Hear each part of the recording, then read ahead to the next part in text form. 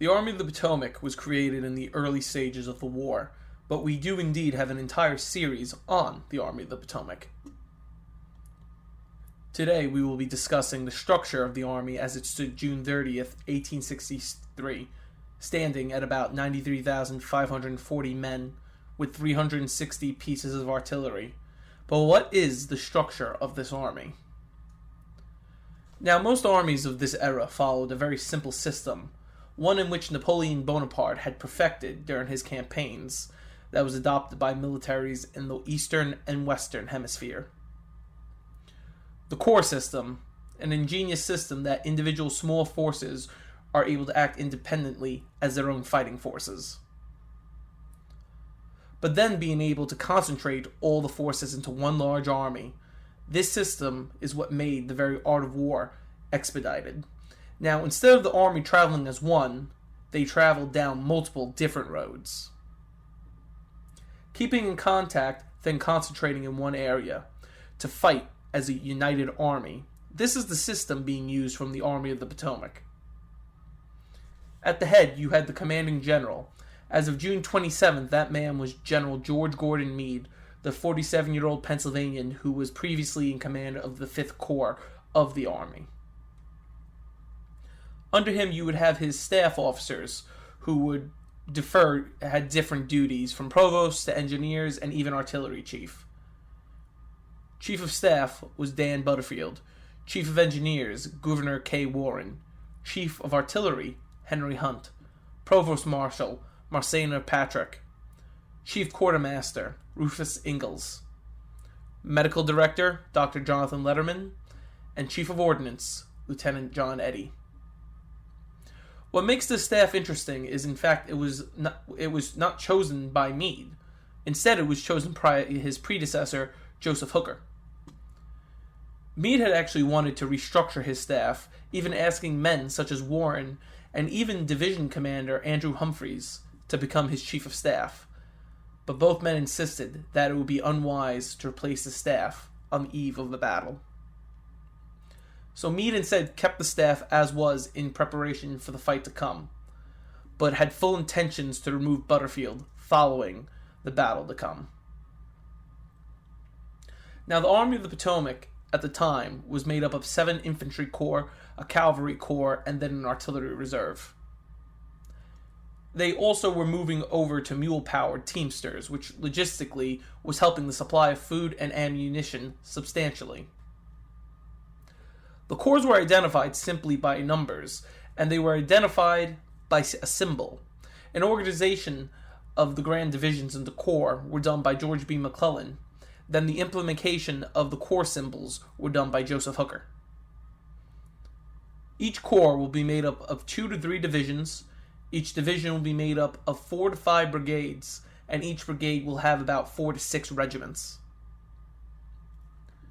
The Union 1st Corps would be identified by the circle emblem and would be commanded by Major General John F. Reynolds.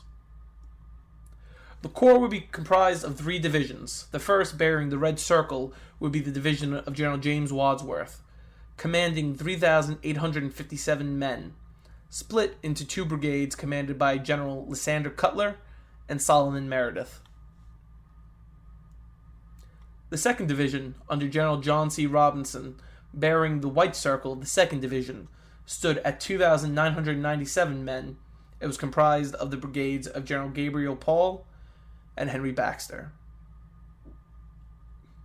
General Abner Doubleday would command the blue circle of the 3rd Division, standing at 4,701 men, the largest of the corps, with the brigades of General Thomas Raleigh, George Stannard, and Colonel Roy Stone.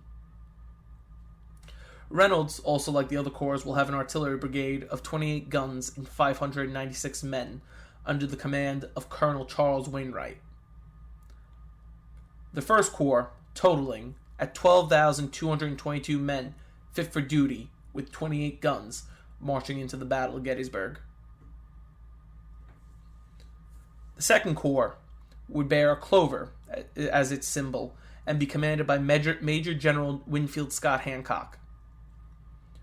The 1st Division, bearing the red clover, was commanded by General John C. Caldwell, stood at 3,320 men, one of the more experienced divisions in the army, with 4 brigades commanded by General Samuel Zook and Colonels Patrick Kelly, John Brooke, and Edward E. Cross. The 2nd Division, with the White Clover, stood at 3,608 men and was commanded by General John Gibbon, with 3 brigades commanded by General William Harrow, Alexander Webb, and Colonel Norman Hall. The 3rd Division, with the Blue Clover, was commanded by General Alexander Hayes, with a muster of 3,644 men, with 3 brigades under Colonel Samuel Carroll, Thomas Smith, and George Willard. The 2nd Corps Artillery Brigade was commanded by Captain John C. Hazard and stood at 605 men with 28 artillery pieces at their use. Hancock had under his command a force of 11,347 men with 28 artillery pieces entering Pennsylvania. The next corps will be the Diamond Corps symbol and is the Union 3rd Corps, commanded by General Daniel E. Sickles. Unlike our 2 previous corps commanders, Sickles was not a West Pointer, instead a political appointee to satisfy war Democrats. His 1st Division, bearing the Red Diamond, was commanded by General David Birney, standing at 5,095 men, with 3 brigades commanded by Generals Charles Graham, J. H. Hobart Ward, and Colonel Regis D. Troybien. The 2nd Division, with the White Diamond and standing at 4,924 men, was commanded by General Andrew Humphreys, with 3 brigades commanded by Joseph Carr and Colonels William Brewster and George C. Burling. Sickles' Artillery Brigade was commanded by Captain George Randolph, bolstering 596 men and 30 cannon for the use of the Corps. Sickles was entering the Battle of Gettysburg with 10,675 men and 30 cannon. General Meade's former command, the 5th Corps, bore the symbol of the cross Patty Maltese Cross, was now commanded by Major General George Sykes. 1st Division, with the Red Maltese Cross, was commanded by General James Barnes and stood at 3,417 men, organized into the brigades of Colonels William Tilton, Jacob Schweitzer, and Strong Vincent. The 2nd Division, wearing the White Maltese Cross, was commanded by General Romain Ayres with 4,021 men, making up the brigades of General Stephen Weed and Colonels Hannibal Day and Sidney Burbank. Bearing the Blue Maltese Cross, the 3rd Division, standing at 2,853 men, and was commanded by General Samuel Crawford, with the brigades of Colonel William McCandless and Joseph Fisher. Sykes' Artillery Brigade was made up of 432 men and 26 guns, and was commanded by Captain Augustus Martin. Overall, the 5th Corps and General Sykes will be bolstering a force of 10,907 men with 26 guns. The 6th Corps, bearing the symbol of a simple cross, was commanded by Major General John Sedgwick, and in fact, the largest corps in the Army of the Potomac at the time of Gettysburg campaign.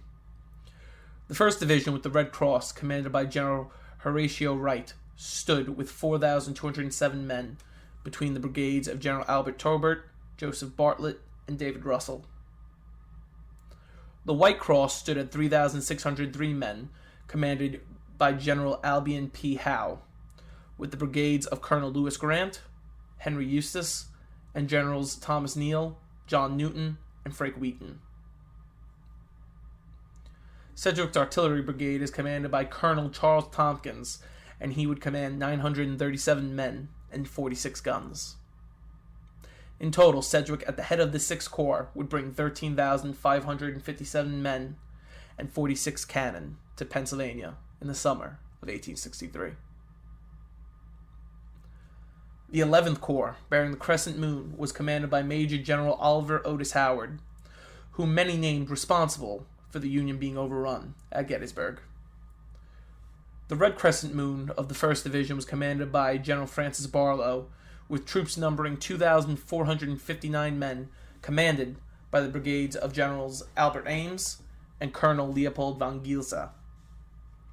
The White Moon of the 2nd Division was commanded by Adolphe von Steinwehr, with 2,775 men between the brigades of Colonel Charles Coster and Orlando Smith. The Blue Moon of the 3rd Division was commanded by General Carl Schurz, with 3,079 men in the brigades of Alexander Schimmerfing and Colonel Vladimir Koronowski.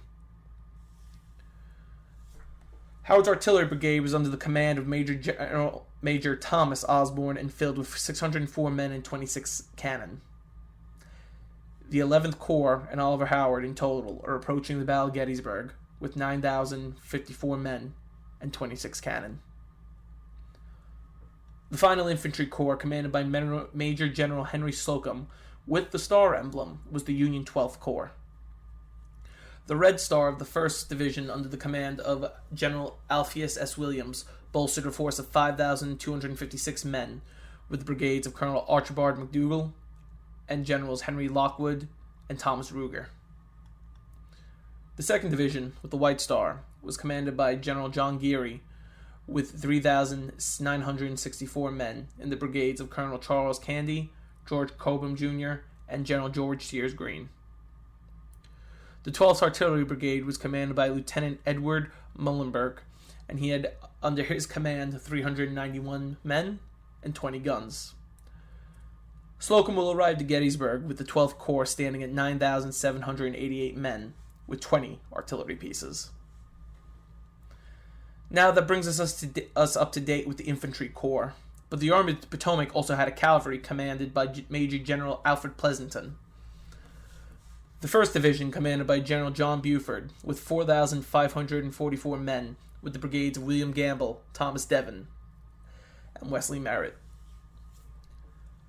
The 2nd Division, commanded by David Gregg, commanded 2,664 men, stretched between the brigades of Colonel John McIntosh, Pennicott Huey, and Irvin Gregg. The 3rd Division, under command of Judson Kilpatrick, with 3,902 men, under the brigades of General Elon Farnsworth and George A. Custer. The Horse Artillery Brigade was commanded by Captain James Robertson with 492 men and 28 cannon. Pleasanton, at the beginning of the Gettysburg campaign, will have 12,101 horsemen and 28 cannons. And finally, an artillery reserve commanded by Brigadier General Robert O. Tyler. The reserve stood at 2,376 men with 110 guns stretched between 3 brigades commanded by Captain Dunbar Ransom, Colonel Freeman McGilvery, Captain Elijah Taft, Captain James Huntington, and Captain Robert Fitzhugh. In total, Meade, as of June 30th, 1863, commanded an army of 93,540 men with 360 artillery pieces. Why is this all important? Up until the American Civil War, what we just discussed was simply the size of an entire nation's army. The almost 94,000 men of the Army of the Potomac was only one army of several field Union forces during the American Civil War. To understand the battle, we must start with understanding the sheer size of the forces and give exposure to those who led the forces.